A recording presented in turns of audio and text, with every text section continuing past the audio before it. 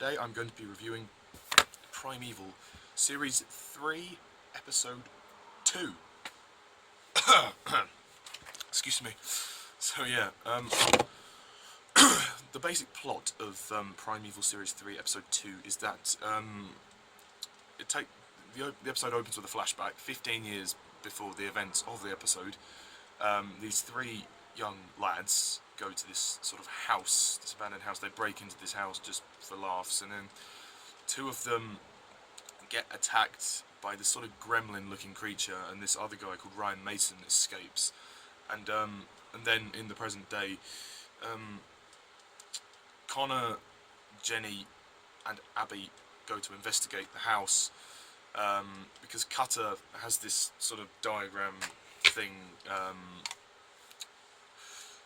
This kind of model that he has of like the timeline of the universe, so that they can try and predict when the anomalies can occur. And Sarah is also researching into kind of the old myths and legends and working with Cutter. Becca is also sort of staying in the arc. But yeah, the episode is mainly focused on Abby, Connor, and Jenny investigating the house. Meanwhile, they are being stopped by Detective Constable Danny Quinn, who later becomes very important in the series. And he is on a mission to find out who killed his brother, because he is dead set that Ryan Mason killed his brother, because his brother was one of his friends. And yeah, Danny Quinn does appear later in the series, but this is his introduction, and you don't really like him in this episode because he's such a bit of a prick, but yeah. And also there's this other little subplot that this little girl is taking care of the gremlin, she's like feeding it and stuff, and then yeah, they basically, it's the usual spiel, they have to fight it, and then they have to put it back in the anomaly. Yeah. So yeah, Series 3, Episode 2, a lot going on here. This one is a very different episode, and I like it. The reason why I like this is because, you know, it goes in a different direction. Not that, you know, the previous direction in the other episodes have been bad, but I like it when the show is interesting and does something different, and this is one of those cases where the direction kind of changes rather than sort of the action sort of aspect of it, the action adventure aspect, the sci-fi aspect. This one goes for more kind of a supernatural horror kind of feel, which I really like actually. It's very different, and it's definitely probably the scariest episode of Primeval that I've ever seen. I mean, when I watched it, I was like 12, and I was pretty scared by this. I mean, the series is rated a 12, but I was pretty scared by the gremlin. The gremlin is one of the best creatures they've ever had. It is brilliant. It is really scary. And it's like a camouflage sort of creature as well, so it's not just a gremlin that just appears. It really looks horrific, and the CGI is really good. There's a couple of shots when it looks a bit fake, but most of the time the CGI is absolutely brilliant. And just some of the scenes with the gremlin are just so scary, like when that property developer guy dies. Ooh, that's pretty scary. Also, when it jumps out in front of Abby, you're like, oh shit, like, this episode does have a lot of jump scares. It just has a lot of scares in general. I mean, you know, even the beginning, when it turns around, I think that's the scariest shot, when we first see it, at the beginning on the sofa, and it turns around, because you don't think nothing's there, and then, I mean, guys, honestly, the CGI in this episode is brilliant. They do a fantastic job here. But yeah, no, the creature is definitely one of the best aspects of this story. More to the point, the characters. Now, it's a bit weird actually with this one. The characters, some of them are good and some of them aren't. I really like Abby and Connor. I mean, and Jenny. They're good. Jenny gets more to do, which I'm happy about.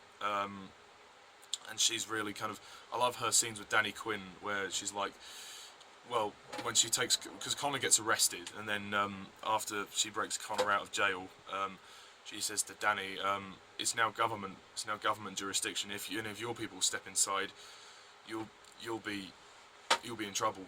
Leave it to the professionals. So I love that bit of kind of sort of banter, but not, if you know what I mean.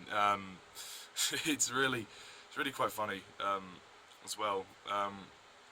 Yeah, Abby's quite good in this episode, and I like how she's sort of is the one that is she speaks to the little girl about the gremlin. Yeah, but I mean, and I like the introduction of Danny Quinn. Danny Quinn is a really good character, and I like his personal story, and that is later to be explored in the show again. But unfortunately, it didn't get resolved. But well. Yeah. But the most unfortunate thing is that kind of Sarah takes a bit of a back seat here, as well as Cutter as well. Cutter and Sarah take a bit of a back seat, and Becca. Those three characters do pretty much nothing throughout the episode. Cutter's lying there trying to figure out this stuff with the anomalies. He's still quite depressed.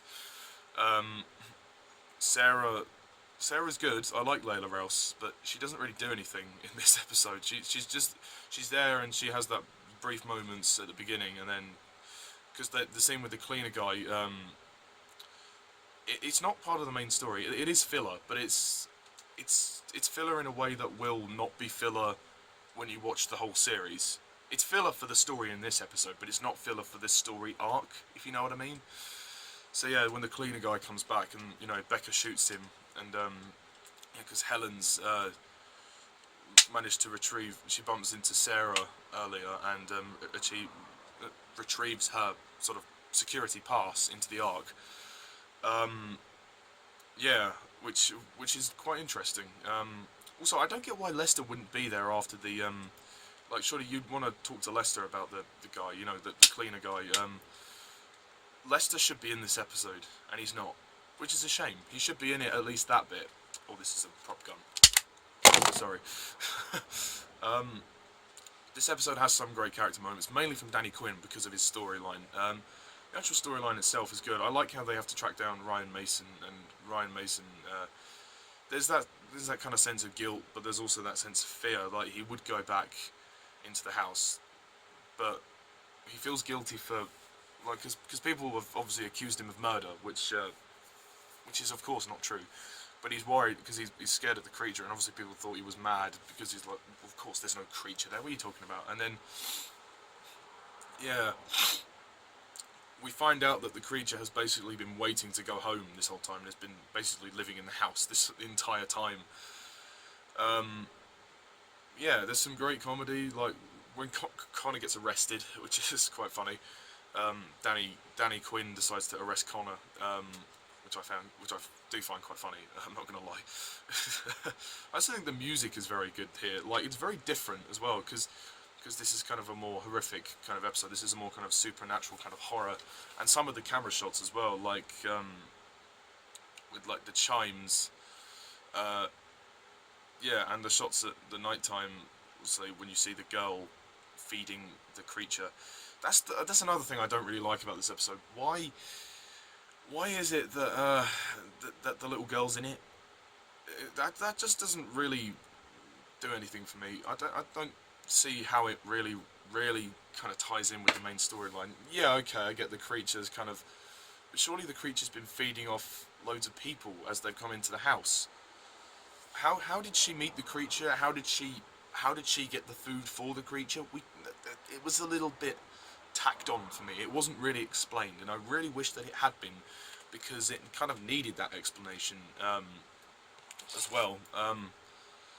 Yeah, but I mean, this is definitely a great episode. There's no question about it. It has a couple of issues. It has some minor problems, but I think the new direction really helps. Like, the supernatural horror direction helps.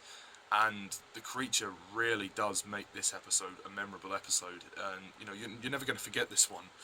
I mean, I know that one of my subscribers called Votes Action, she rates this as her favourite episode. Granted, I respectfully disagree, but I can totally see why she would say that, because you know, there's so many great elements here that work. I mean, the only things that don't really work are just a couple of characters who get wasted. And that extra subplot. But overall, I think this is a great episode, and there's not as much comedy here, but there's some nice conversations. Also, you get the hint that Jenny is sort of starting to fall for Cutter a little bit, but Cutter's not really in the episode much for you to really care about that. I mean, it's a nice conversation she has with Abby, and she's like, always never wait for the man to make the first move because you'll die of old age. I quite like that. That was a funny line. And there's that moment where sorry. There's that moment where Abby jumps out at Connor, and then she kisses him, and then she's like, and then yeah, they have a brief little moment where they look in each other's eyes. They're getting closer. They're getting closer. But yeah, I really like this episode. I think it's a great one. It's definitely a strong one in Series 3. It's actually one of the most isolated episodes of the series. It doesn't really relate to the main story arc much. It does a little bit, obviously, with Cutter and, you know, him, you know, drawing that kind of model. He's got that model of, kind of like the timeline. And he's trying to discover that. Apart from that, the stuff with the Gremlin doesn't relate to the main story arc. I mean, obviously Helen appears in the episode briefly, which is good. But yeah, no, I think this is a really good episode. The music is good again. Production design is great. I think the set of the house looks really cool. It looks very authentic. There's a lot of character to it. It does look quite scary when you see the Gremlin. Like, there's a couple of shaky cam shots, but I think it actually works because of the horror side of it. I'm not a huge horror fan, but I actually quite like this episode, mainly because it's Primeval. But yeah, overall, I'm gonna rate this episode. I'm gonna give it a 9 out of 10.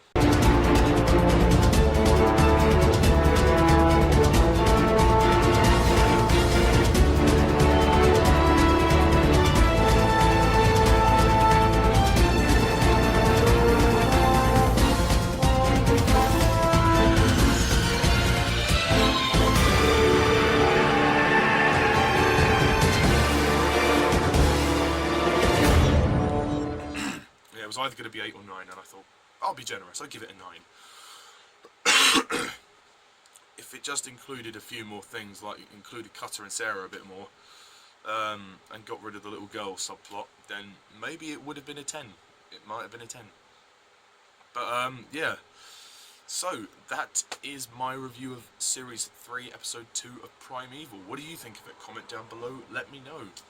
And yes, tune in next time when I review Episode 3. So yeah, that'll be an interesting one to review. Yes, it will. Anyway, thank you all for watching. As always, I'm Mr. Tarnus11. See ya.